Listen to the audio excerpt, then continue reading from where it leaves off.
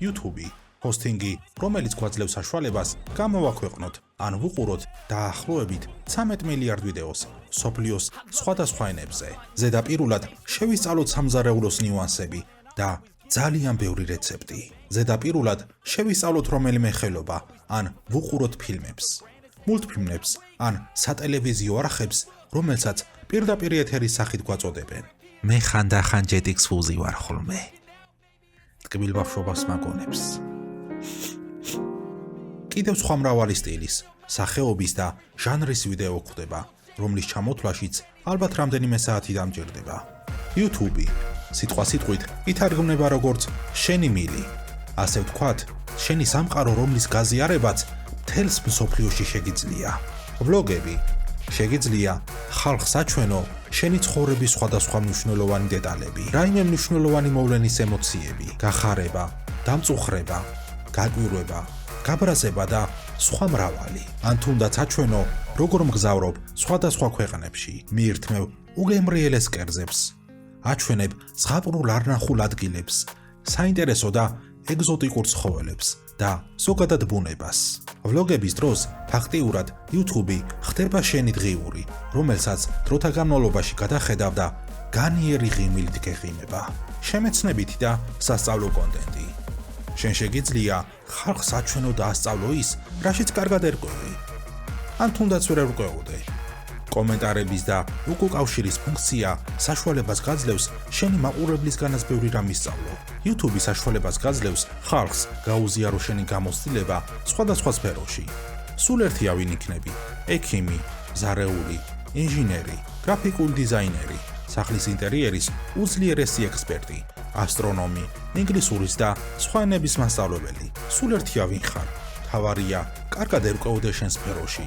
გქონდეს საინტერესოდ გადმოცემის უნარი და ხალხი აუცილებლად მოგისმენს და გამოყვება. ასევე იღებენ ტექნიკას და სხვადასხვა სატრანსპორტო საშუალებებს, რომ არ შეცდე ყიდვის დროს არჩევანში. გასართობი კონტენტი. გოგონებიც და ბიჭებიც იღებენ სხვადასხვა ვიდეო თამაშებს, რომლებსაც მოაქვთ უსაზღვრო ემოციები.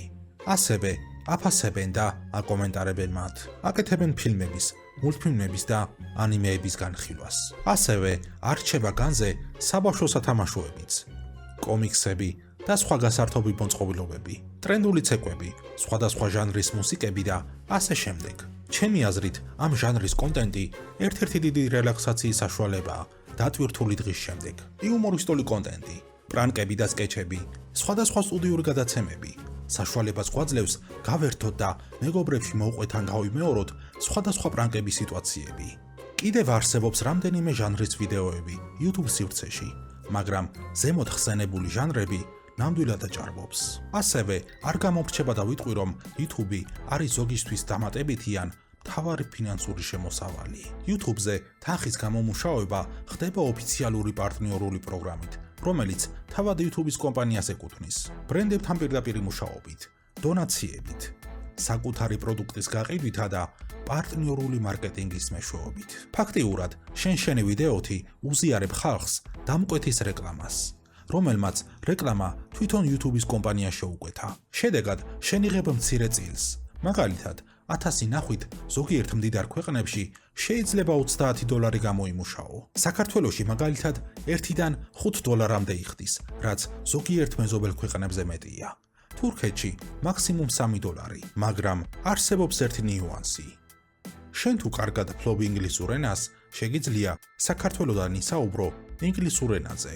ამით შენ მოგემატება ინგლისურენოვანი აუდიტორია და YouTube დაახლოებით იმ თანხას გადაგიხდის, რასაც უხდის შტატებში, კანადაში და ინგლისში. ასევე გამომუშავება დამოკიდებულია იმაზე, თუ რა ჟანრის არის შენი კონტენტი.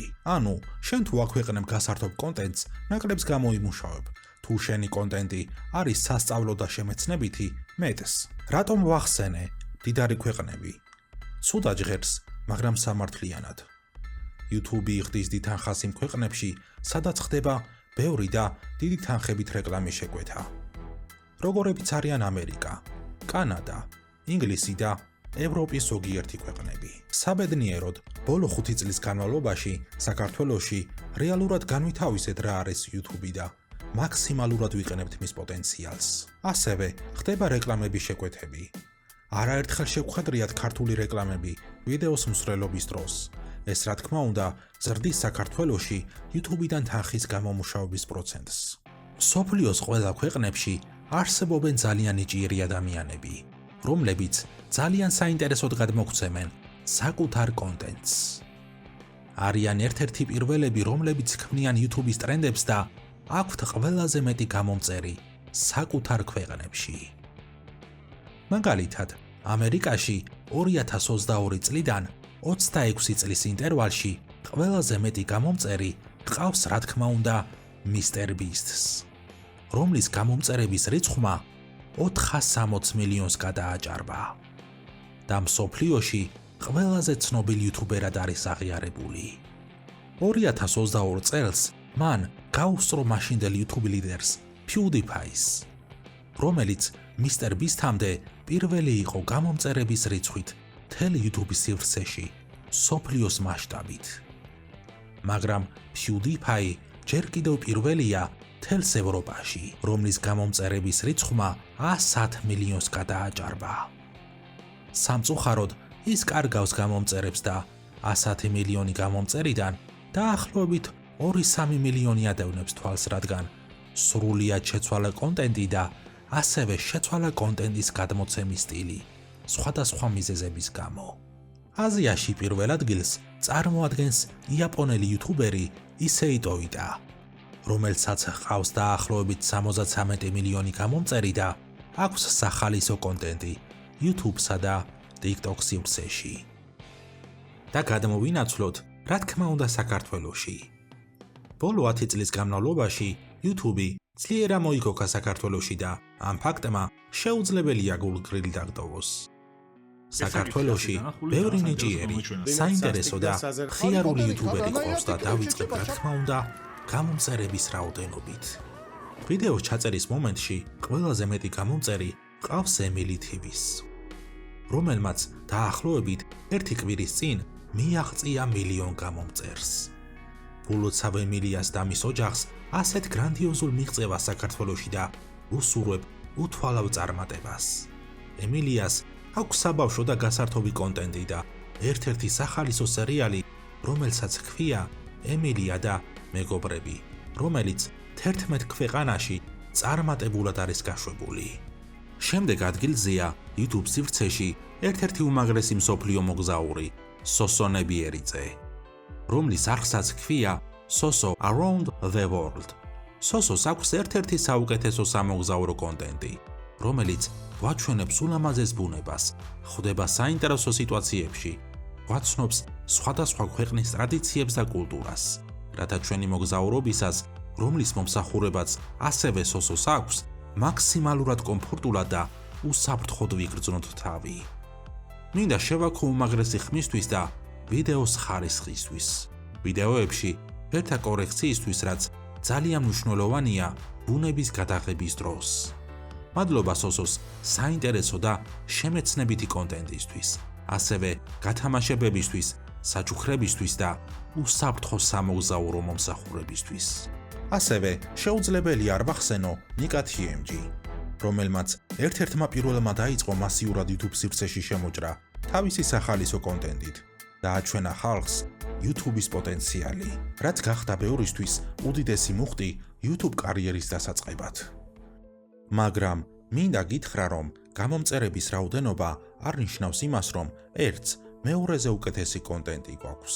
შესაძლებელია, მას ვისაც შენზე ბევრად ნაკლები გამომწერები და ნახვები აქვს, იყო შენზე ბევრად პროფესიონალი და ზოგადად საინტერესო. ნუ რაც დროს ნუ გამოარჩევ ადამიანს გამომწერების მიხედვით, რადგან ბევრ იუთუბერს, რომელსაც ნაკლები გამომწერები ყავთ, არიან უფრო დაინტერესებულნი თავისი მაყურებლით და უდიდეს დროს უთმობენ იმაში, რომ მაყურებელი დაინტერესოს საკუთარი კონტენტის ხარისხით და დაიცვას როგორც თავისი, ისევე მაყურებლის ინტერესები. სულ ერთია სად ვიქნებით YouTube-ზე, Instagram-ზე თუ თუ TikTok-ზე. ეგრეთ წოდებული ვარსკვლავური ავადმყოფობა თითქმის ყველაზე მოქმედებს და რაღაც პერიოდის შემდეგ გვეკარგება გამომწერების მიმართ ინტერესი და ნაკლებად საინტერესო ხდება ჩვენი კონტენტიც. ამიტომ არ დავივიწყოთ საიდან მოვდივართ და დასაწყისში როგორ ორიენტებულები ვიყავით ამ ყველაფრით. პირადად მე მიზიდავ შემეცნებითი კონტენტი და ვინტერესდები ისეთი არხებით, როგორიც აქვს სოსონები ერიძეს. ცოდნის პორტალი, რომელიც ეხება ძალიან საინტერესო თემებს და ჰიდა, რომელსაც აქვს უძლიერესი გადმოცემის უნარი და აზროვნებს ძალიან მნიშვნელოვან თემებზე. ასევე ვინტერესდები უცხოენოვანი ბლოგერებით და კონტენტით. და რა თქმა უნდა, მე წარსული საჭრტილი, რომელიც დაახლოებით 15 წლიანი პაუზის შემდეგ კვლავ დაუბრუნდი YouTube-ს და ვაკეთებ შემეცნებით კონტენტს, უმეტესად კოსმოსის თემაზე. მე უკვე მაქვს ვიდეოები ყველა მზის სისტემის პლანეტაზე და მათ შორის მზეზე. აქცენტი მაქვს უმეტესად ხარისხზე. მუშაობ საუბრის გაუმჯობესებაზე და საინტერესოდ გადმოცემის უნარზე, რათა თვალის ხამხამის გარაშე უყურ მთლიან ვიდეოს. ვუსურვებ ყველა კრეატორს წარმატებას და მათ შორის ჩემს თავსაც. წამომყევი და აივსი აზრიანად ქონება.